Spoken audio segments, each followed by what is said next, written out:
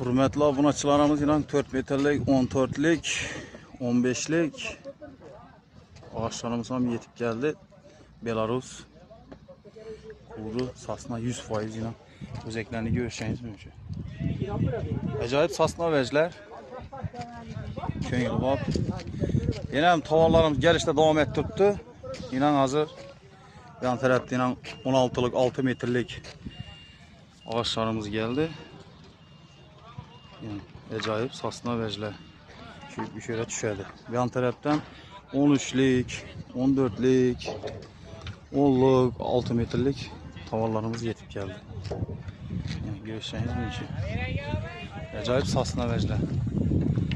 Bemalal ekranda nömerleri koyamız. Nömerlere bağlanın. Gelin. Sizin de geplerseniz. Yok da böyle deseniz. Böyle oturmaya istem. Sodalaşıp maşını yüklep beraberimiz görüp sınap alıverəsidir. Urgenç Taxta Bazar mənzilimiz bemalal geleverin. Sağ olasılar, salamet olasılar.